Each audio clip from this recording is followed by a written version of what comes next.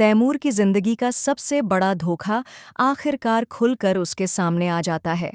वो अपनी बहन दुरेशेवर को उस वक़्त सुनता है जब वो अपनी सहेली के सामने एतराफ़ कर रही होती है कि आयमा को तैमूर की जिंदगी से दूर करने वाली वो खुद है।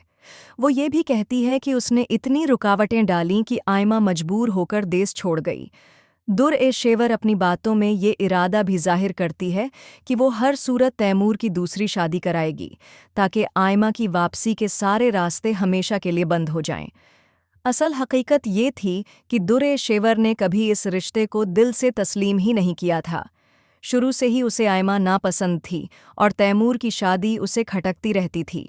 जब भी वो दोनों को खुश देखती या माँ बाप को आयमा की तारीफ करते सुनती तो उसका दिल हसद और जलन से भर उठता।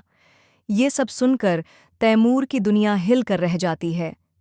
वो शशदर रह जाता है कि जिस बहन के लिए वो बाप का साया बनकर खड़ा रहा, जिसकी हर गलती को नज़रअंदाज करता रहा, उसी ने उसकी खुशियों पर कारी वार कर दिया।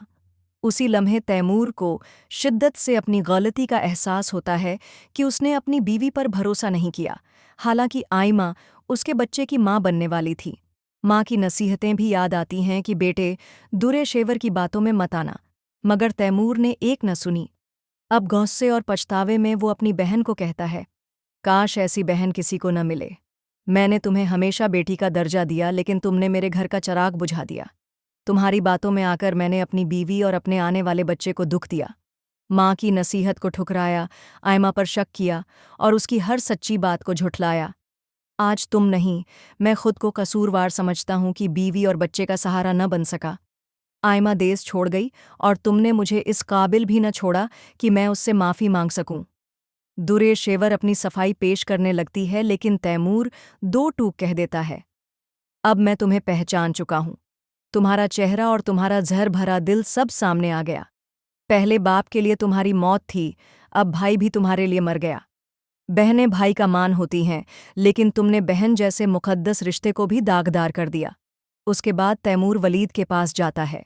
शर्मिंदा दिल के साथ उससे माफ़ी मांगता है और एतराफ़ करता है कि वो उसके साथ भी इंसाफ न कर सका।